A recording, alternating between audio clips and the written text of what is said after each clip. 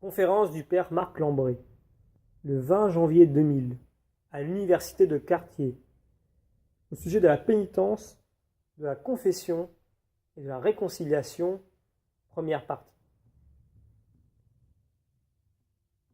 Souriez, faites-moi un large sourire. Regardez, quand vous souriez, vous montrez les dents. Voilà qui est étrange. Selon un anthropologue, dont j'ai oublié le nom, le sourire consisterait justement pour l'homme à découvrir ses armes, au lieu de les cacher, afin d'affirmer ses intentions pacifiques. Pourtant, quand un animal montre les crocs, c'est plutôt en manière de menace ou d'avertissement.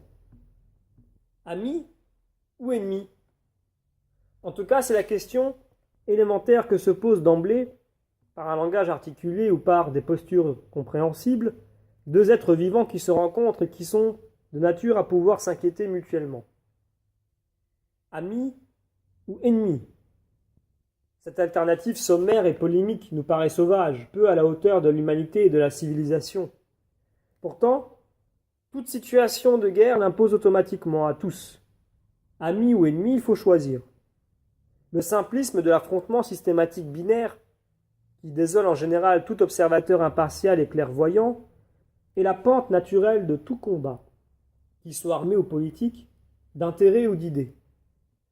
Peu importe, lorsque la lutte fait rage, qu'on soit ou non partie prenante, la situation impose à tous sa loi d'alternative. On ne peut pas, pris au milieu du champ de bataille, clamer qu'il y a du pour et du contre dans chaque camp. À moins d'être oiseau pour s'envoler dans le ciel, ou fourmi pour cheminer sous la terre, il faudra bien accepter d'être, pour les combattants en présence, amis ou ennemis. Si notre vie ordinaire, Dieu merci, n'est pas une constante bataille, elle n'est pas pour autant un jardin de colombes.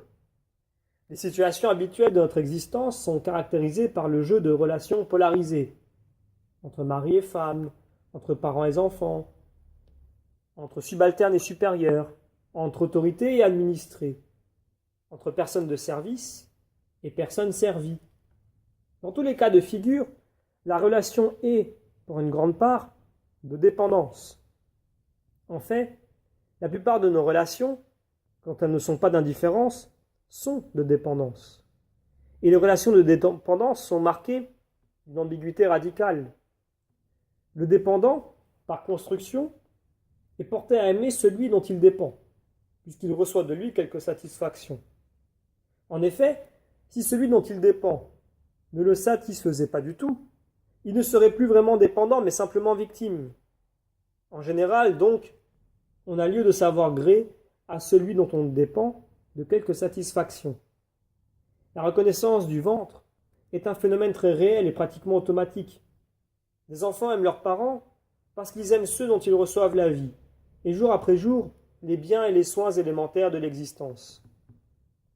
En même temps, le fait de dépendre de l'autre est, de soi, le motif d'un grief à son égard. Dans la mesure où celui dont on dépend ne saurait purement et absolument satisfaire en tout aux attentes qu'il suscite. Sans en être conscient, ou sans se l'avouer, on en veut à celui dont on dépend de dépendre de lui. Ainsi, la construction même de la relation de dépendance motive et l'amour et la haine, et la reconnaissance et l'hostilité.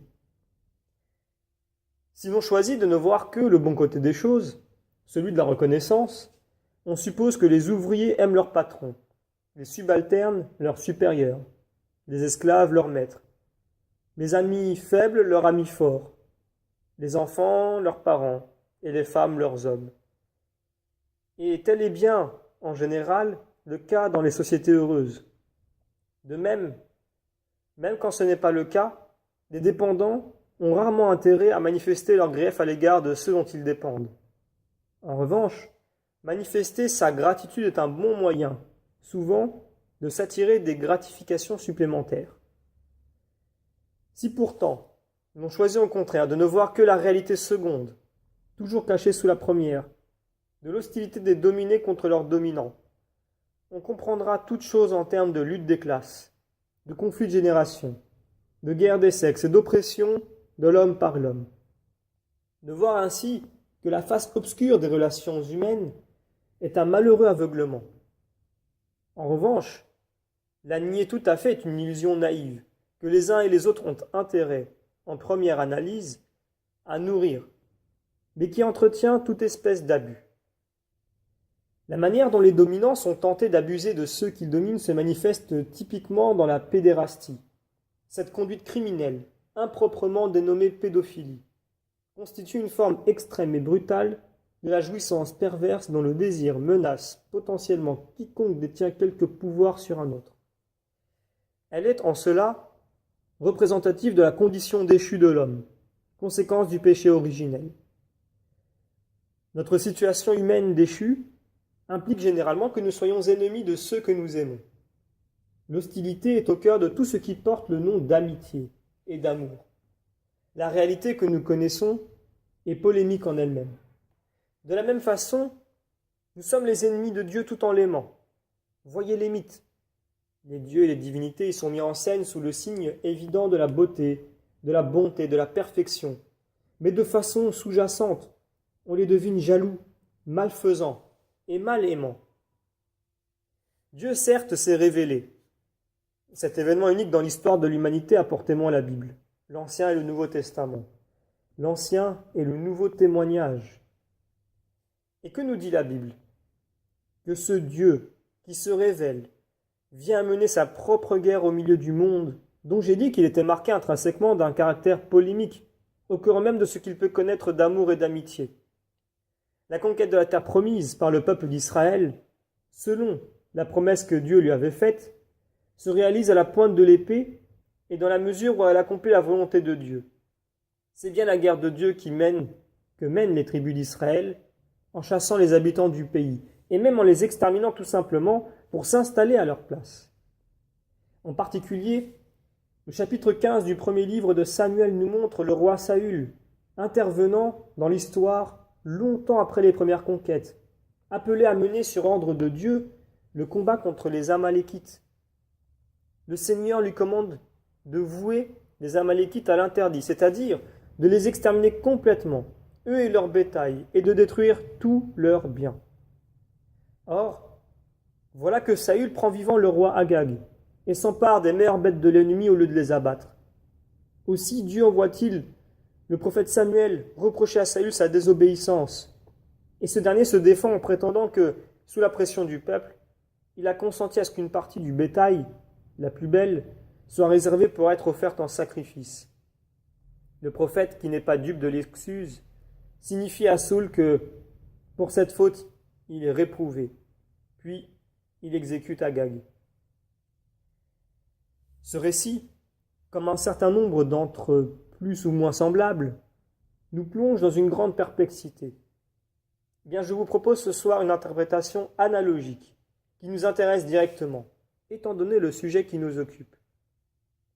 Les ennemis qu'il s'agit d'extirper du pays, ces pécheurs d'Amalékites, comme le souligne Samuel dans son rappel à Saül de l'ordre divin qu'il a manqué à exécuter rigoureusement, en 1 Samuel chapitre 15, représentent les esprits mauvais, les réalités hostiles à Dieu, que le peuple doit donc extirper de la terre qui lui est donnée d'habiter.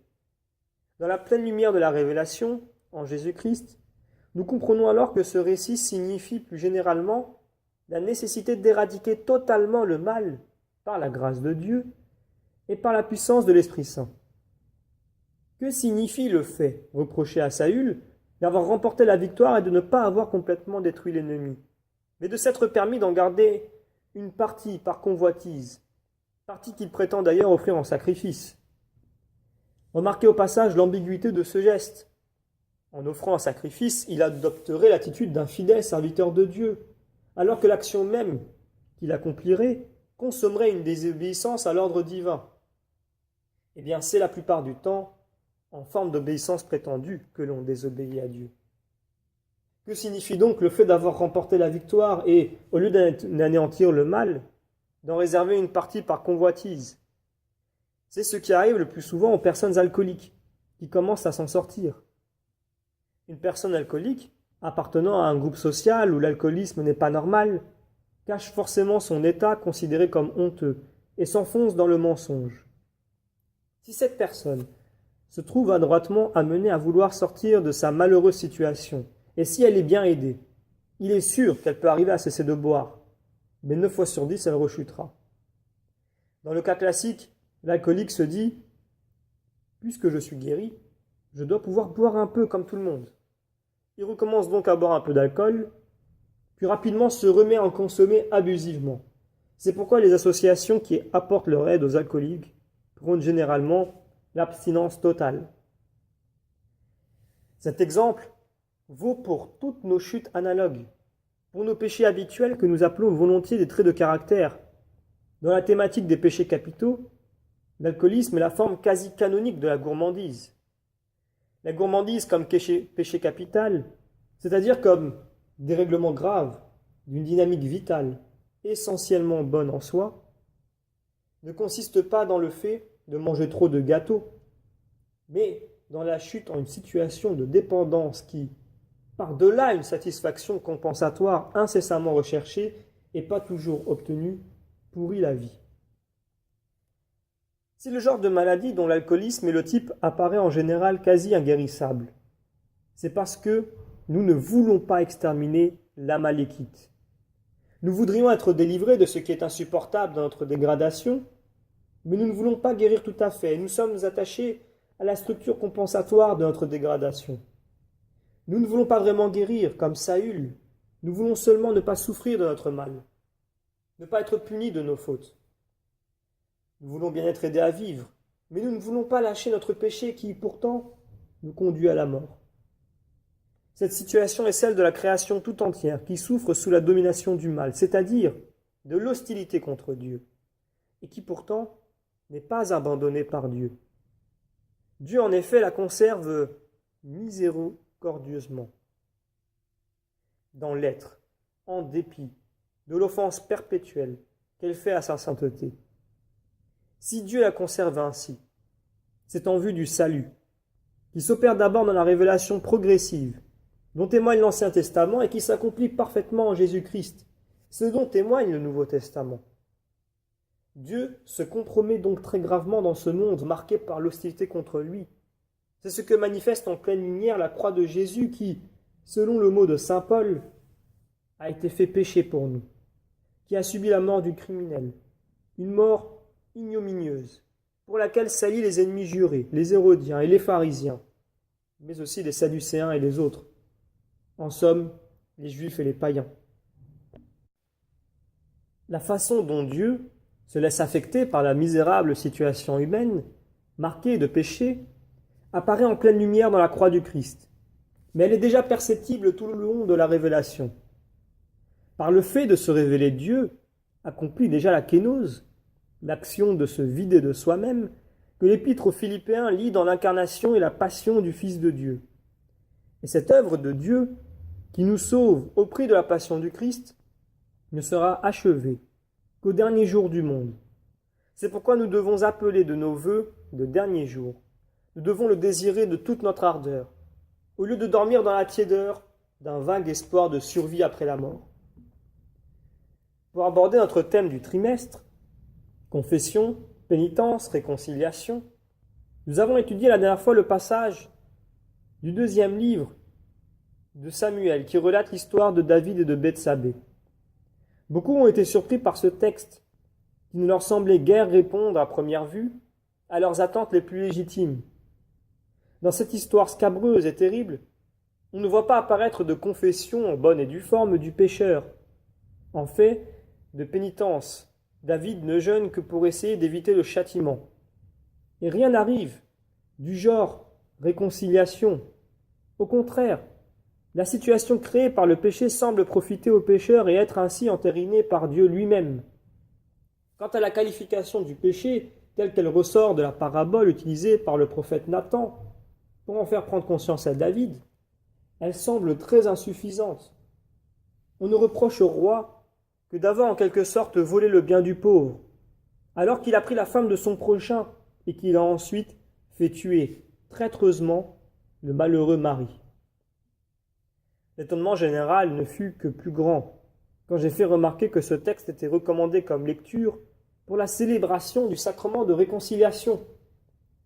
En fait, nous devons comprendre que dans cet épisode, Dieu apparaît d'abord comme poursuivant, avec persévérance et patience, l'accomplissement de son dessein de salut pour les hommes, au point d'accepter de se trouver incroyablement compromis avec eux, tels qu'ils sont, atteints par le pouvoir du mauvais, enfoncés dans l'hostilité contre lui. Dieu poursuit son dessein. C'est cela qui est essentiel dans cet épisode, en particulier dans tout ce dont témoigne la figure déroutante du roi selon le cœur de Dieu. David ne fait preuve ni d'un sens moral au-dessus de son temps, il s'est conduit comme la dernière des crapules, ni d'une piété débordante dans la contrition, ni d'une confession très éclatante, ni d'un examen de conscience très profond, ni d'une ferme résolution de réparation. Mais, entendant la parole de Dieu, il la reçoit. Il lui est révélé par le prophète qu'il a péché. Alors il dit « J'ai péché ». Il croit à la parole de Dieu. Il l'accueille. Le fait qu'elle ne lui parvienne pas avec la force et l'éclat que nous voudrions, nous aujourd'hui, est par rapport à ce fait fondamental, secondaire.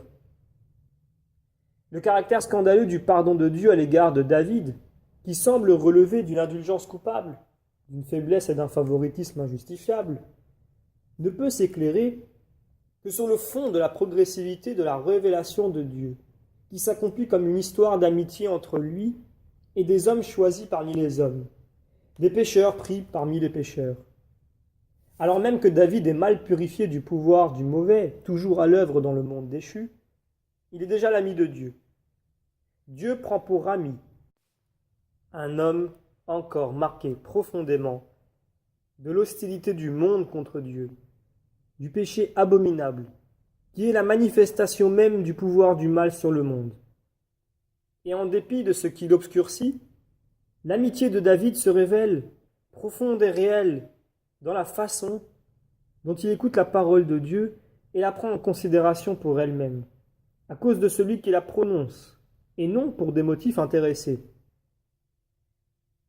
La qualité singulière de l'attitude de David envers Dieu, en dépit de toutes ses fautes, apparaît clairement par différence avec celle de Saül. À la fin de l'épisode des Amalékites, Samuel, le prophète, s'adresse à Saül par une démarche qui paraît être la même que celle de Nathan envers David. Il lui révèle son péché. Et Saül aussi reconnaît « j'ai péché ». Mais le résultat ne t'en fait pas du tout le même. Le texte sans le montrer, le montre sans l'expliciter plutôt, et il faut le lire attentivement pour déceler la différence.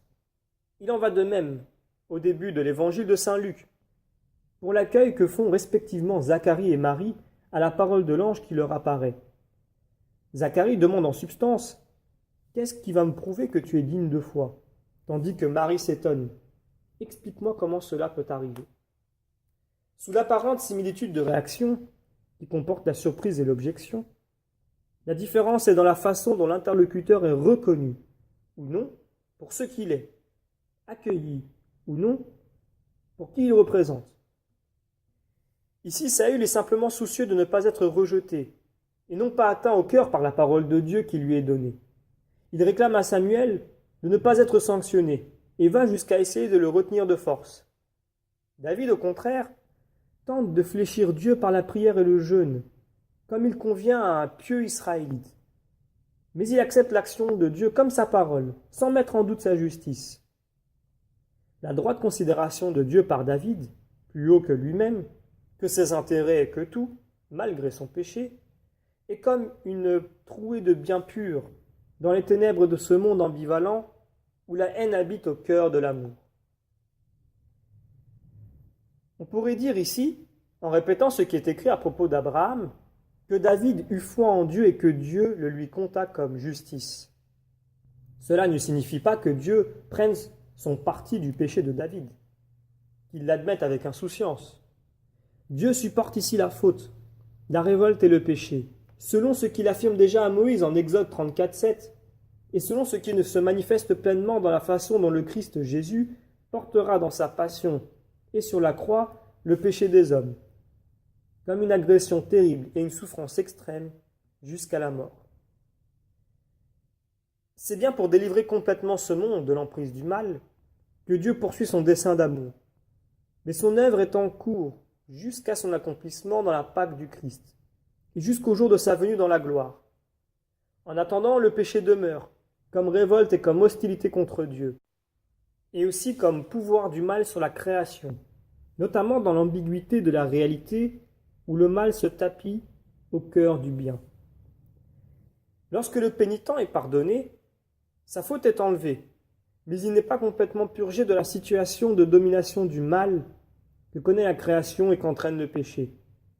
Il lui reste à accomplir un chemin de purification. Dans le langage catholique traditionnel, celui du catéchisme, cela s'appelle les peines temporelles. Il s'agit ici de ces conséquences du péché qui demeurent au cœur du pécheur, continuant à le gréver d'un attachement mauvais qui le prédispose à la rechute. Selon la doctrine catholique, il y a un péché originel, commis par nos premiers parents. Le couple biblique Adam et Ève représente nos premiers parents, mais nous ne pouvons pas pour autant nous les représenter simplement à la manière dont nous connaissons aujourd'hui l'homme et la femme. Il en va comme pour, par exemple, le récit de la création en 7 jours. Il y eut un jour et il y eut un matin, premier jour, ne peut être interprété simplement. C'est bien évident. À partir du jour que nous connaissons, puisqu'elle porte sur un moment, où il n'y a encore ni ciel, ni soleil, ni aucun astre. Le récit de la Genèse exprime analogiquement, en utilisant les mots correspondant aux réalités que nous connaissons, des réalités que nous ne connaissons pas. C'est le principe même de l'analogie. La création est comme si elle s'est faite en 7 jours. De même, c'est comme s'il y avait un premier couple, homme et femme, produit à partir d'un premier homme, Adam, qui serait l'ancêtre de tous les hommes. Non seulement le récit n'exclut pas la nécessité d'une compréhension analogique, mais il en suggère la nécessité. Par exemple, lorsque Caïn, après son crime, craint la rencontre du premier venu qui pourrait le tuer alors qu'il n'y a encore rien sur la terre, du point de vue littéral du récit, que lui-même, son père et sa mère. Le péché originel en tant que péché est un acte volontaire de révolte contre Dieu, commis par nos premiers parents. En tant qu'originel, ce péché commis par cette origine de tous les hommes, qui est comme un premier couple dont nous descendrions tous, constitue l'origine de tout péché au monde. Ce péché originel a pour conséquence la soumission de la création au pouvoir du mal. La création est soumise au pouvoir du mal non parce qu'elle l'a voulu, mais à cause de celui qui l'a livrée à son pouvoir. Tout péché des hommes est conséquence du péché originel, qui a pour conséquence la propension au péché de tout homme venant dans le monde, sa disposition au péché qui le rend si vulnérable à la tentation. Tout homme vient en ce monde, sauf le Christ qui est le Saint de Dieu et sa mère qui a été préservée par une grâce provenant d'avance du sacrifice de son Fils, avec le péché originel, c'est-à-dire non seulement les conséquences de ce péché, mais aussi le fait de porter personnellement ce péché. Ce point est mystérieux et obscur. Le péché originel est, comme tout péché, révolte contre Dieu, et en même temps, il diffère de tout autre péché en ce que, pour tout descendant d'Adam, il n'est pas volontaire. Il s'agit bien d'un concept théologique, mais d'un concept qui se déduit nécessairement du donné biblique et traditionnel, analysé dans le détail, puis synthétisé fidèlement. Le récit biblique de l'épisode d'Adam et Ève au jardin nous dit la structure du péché, le syndrome du péché. Inattention à la parole divine, puis déformation, oubli et contestation de cette parole, et enfin, révolte contre Dieu. L'attitude de la créature dans le péché est la volonté de s'emparer de ce qui appartient en propre au Créateur, en lui reprochant de ne pas vouloir le donner. Dieu opposerait au désir le plus profond de l'homme un refus malveillant et pervers. Le drame du péché, ce en quoi il est désespéré et désespérant, est l'enfermement sans issue dans un cercle vicieux parfait, dans la mesure où Ce dont l'homme veut s'emparer est justement ce que Dieu voulait lui donner, à savoir l'arbre de vie, c'est-à-dire l'immortalité, ou, mieux encore, le Fils immortel lui-même. Et l'homme s'empêche de recevoir ce qu'il prétend vouloir et s'enferme lui-même dans le malheur. Dans une catéchèse trop étroite, on oublie le début du récit. Ce n'est pas en soi le fait de désirer être comme Dieu qui est péché, puisque c'est ce que Dieu veut pour l'homme. Le péché est la misérable prétention humaine de devenir comme Dieu, contre la volonté de Dieu. Comment vient le mal au moment où il apparaît? Dans le récit du jardin, le mal est déjà là. Il est déjà dans le serpent, dans sa parole perfide, et il est déjà en Ève, dans sa version déjà déformée de la parole de Dieu. Ce récit ne nous dit donc pas l'apparition du mal. Il ne dit pas même la façon dont le mal est entré dans le jardin, la première brèche. Les acteurs que nous voyons en scène, Ève et le serpent, ne sont que des créatures du jardin. Puisque le serpent est une créature du jardin, il ne peut être mauvais en soi. Dieu n'a rien créé de mauvais. Mais cette créature du jardin est déjà atteinte. Le mal est déjà entré en elle. Nous ne savons ni quand ni comment. En revanche, par la révélation, nous savons que le mal est antérieur à l'homme, que l'homme n'est pas à l'origine du mal, mais nous voudrions en savoir plus. Nous sommes contraints alors à faire de la métaphysique.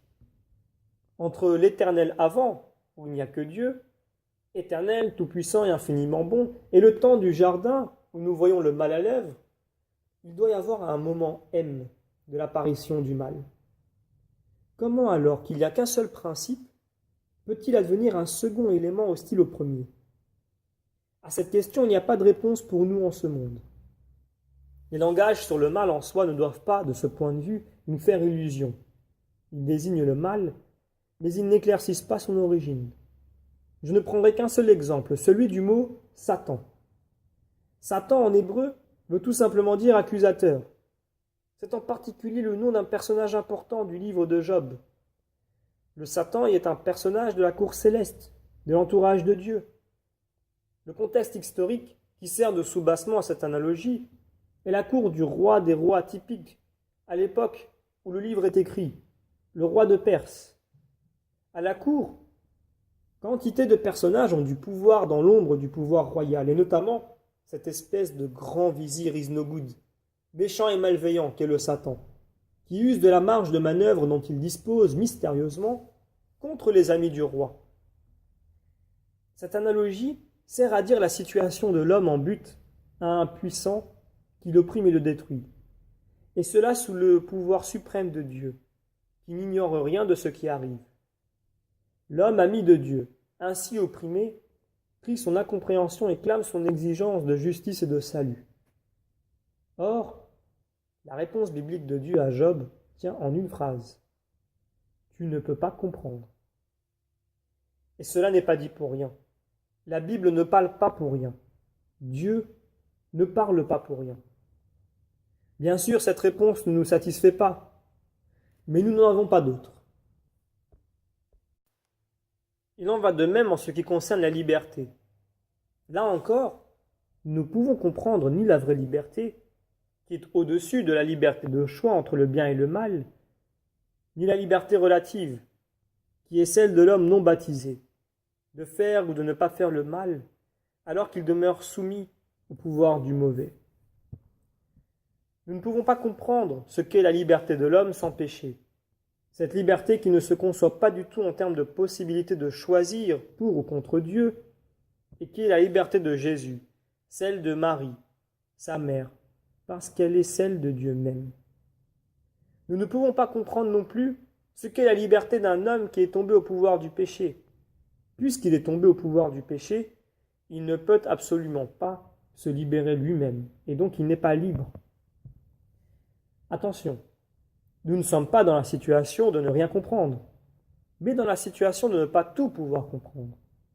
Cette situation ressemble à celle de notre vision, la tâche aveugle, et l'interruption de la capacité de voir précisément là où le nerf optique se branche sur la rétine, presque au milieu de la zone de vision centrale. À cause de la nature du dispositif qui nous permet de voir, au cœur de notre capacité de voir, il y a un aveuglement. L'origine du mal se trouve pour nous en pleine tâche aveugle.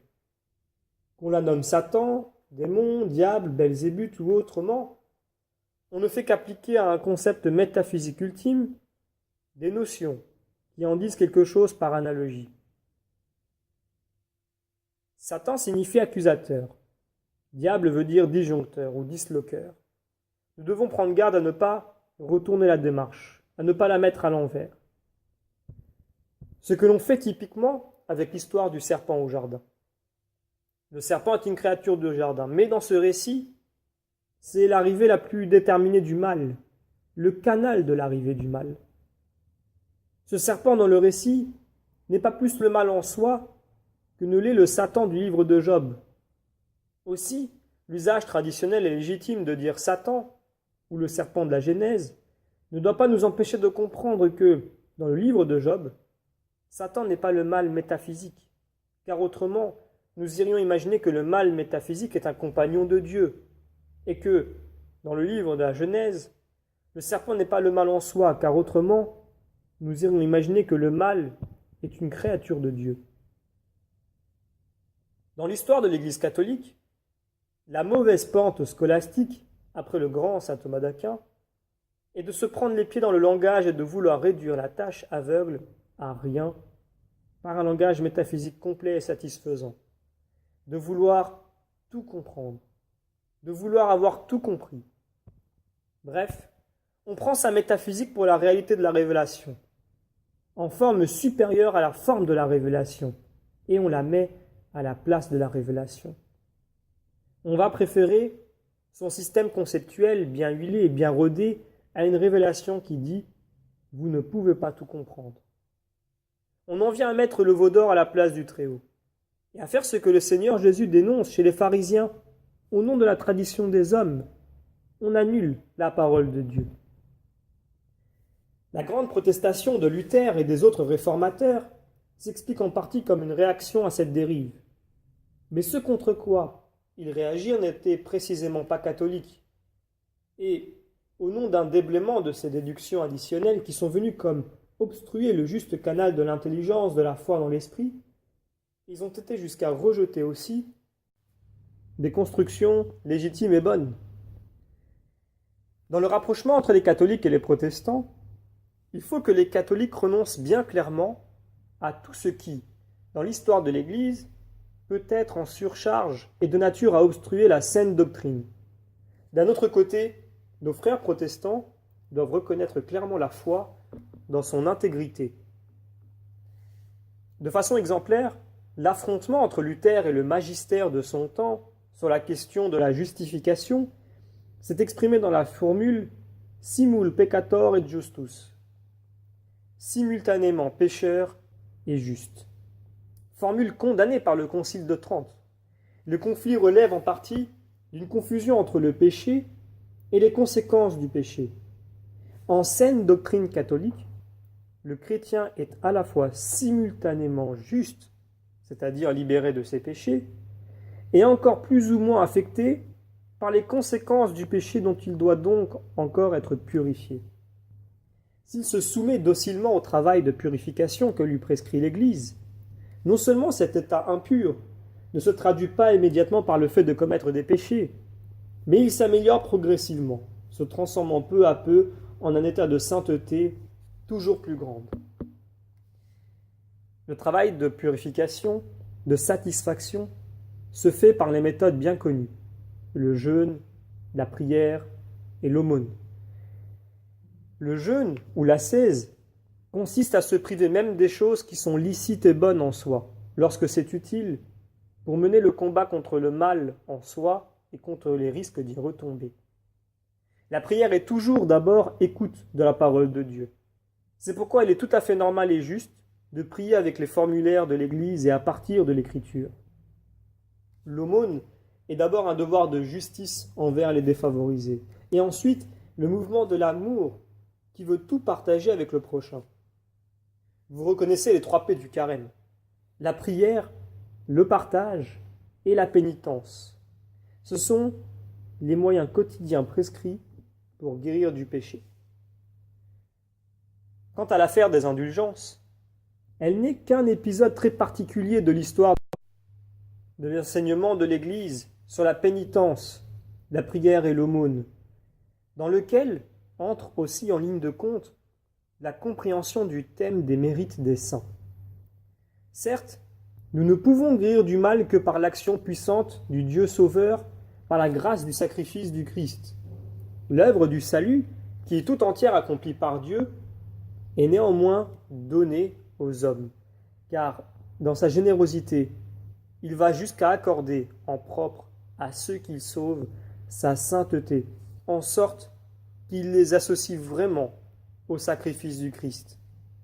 Ainsi, les saints sont, par la grâce de Dieu, rédempteurs avec le Christ, étant, sauf le caractère d'unique rédempteur du Christ. L'affaire des indulgences se démonte donc facilement. Il ne faut qu'un peu de temps et d'expérience pour y faire la part de la bonne pratique, d'une saine doctrine, et celle des malheureuses dérives dues à la corruption de certains fils de l'Église, et parfois non des moindres.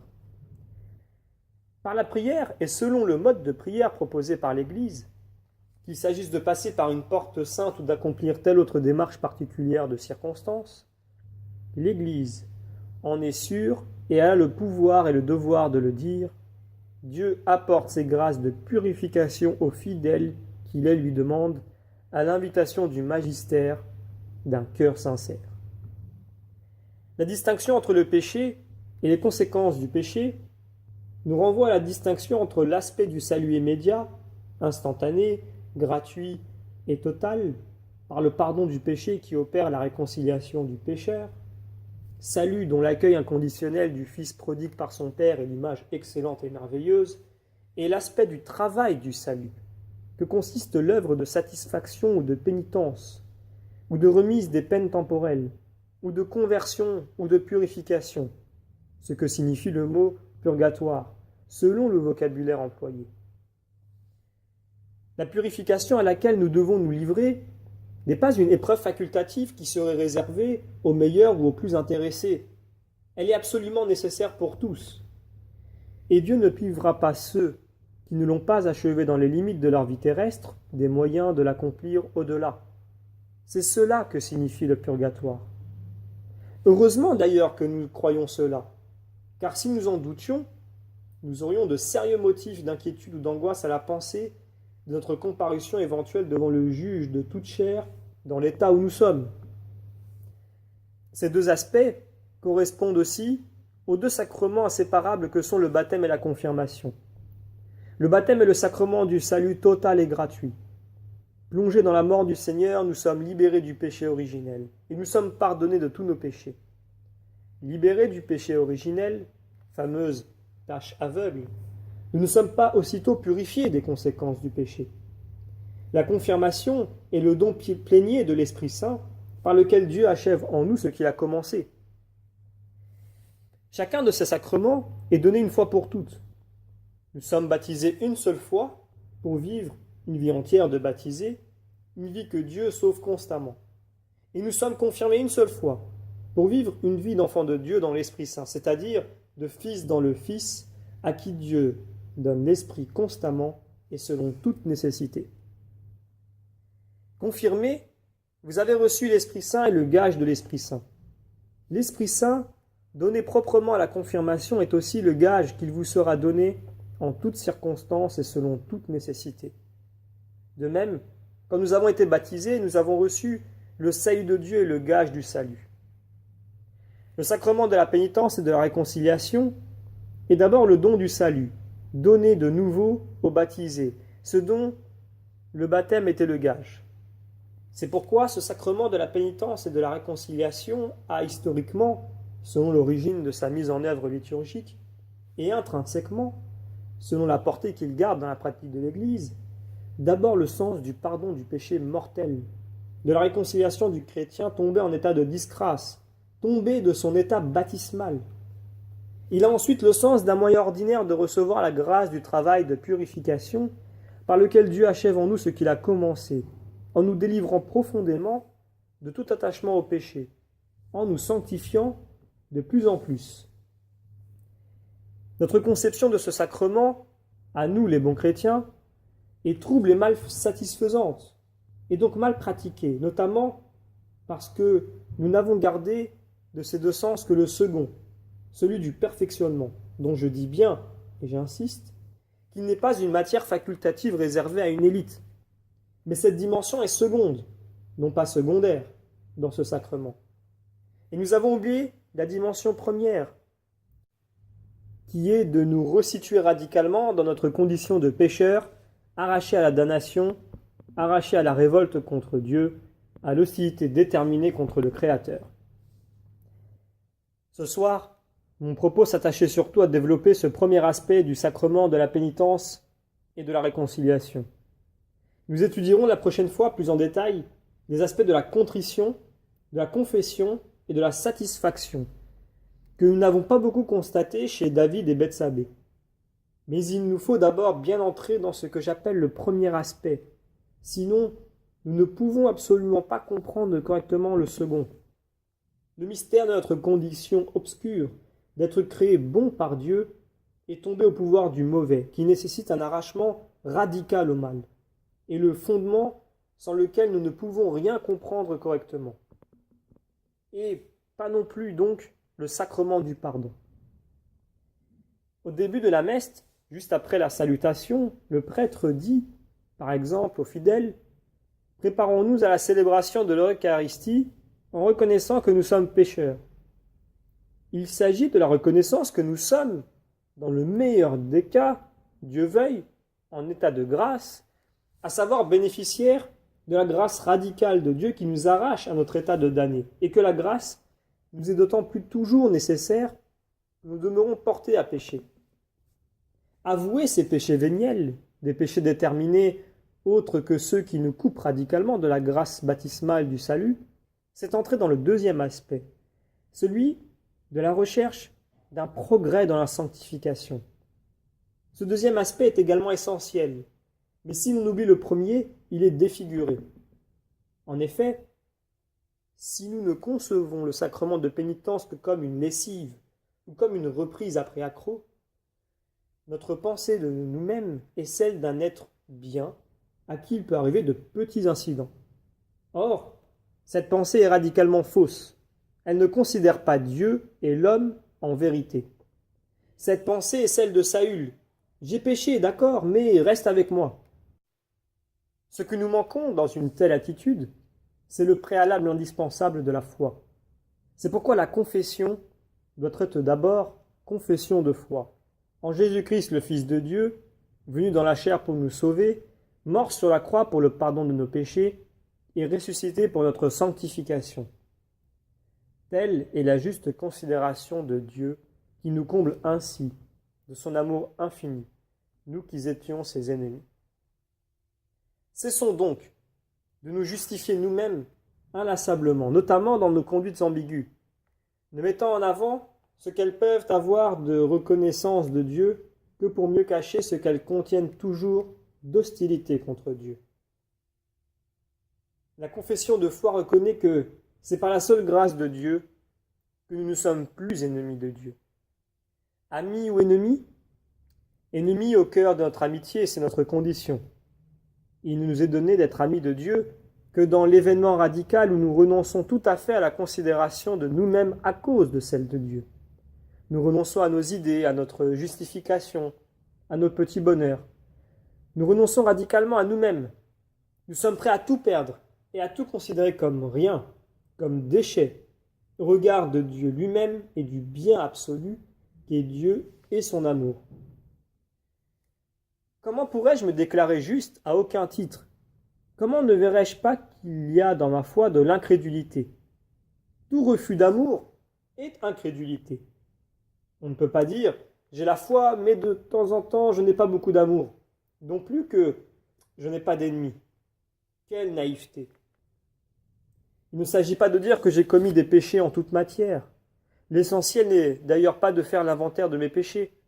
L'essentiel est d'accueillir l'amour merveilleux de Dieu, qui sait très bien l'ambivalence constante de notre attitude à son égard, qui sait très bien que, même quand je l'aime, je ne l'aime pas, et qui pourtant m'accueille avec un amour, lui, sans ombre ni réserve, et qui accueille mon amour en dépit de ce qu'il a de divisé, et qui me dit même, tu es juste, grâce à mon regard sur toi, si indigne que tu demeures, puisque tu te laisses ainsi regarder.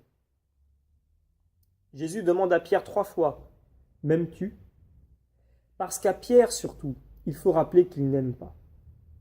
Pierre fut peiné parce que le Seigneur le lui demanda 3 fois. Bienheureuse peine, bienheureuse contrition, que le conduit à dire « Seigneur, tu sais tout, tu sais bien que je t'aime ». Cela signifie « C'est toi, Seigneur, qui peux savoir si et comment je t'aime. C'est toi qui peux m'arracher à mon désespoir de ne pas t'aimer en me disant que oui, je t'aime. » Voilà la joie profonde du sacrement de la pénitence et de la réconciliation, qui fait qu'on en sort avec un beau sourire, en offrant ses armes et ses larmes à Dieu, en lui disant « Tu sais, Seigneur, que je ne veux plus te combattre, mais demeurer ton ami, tout à fait et pour toujours. »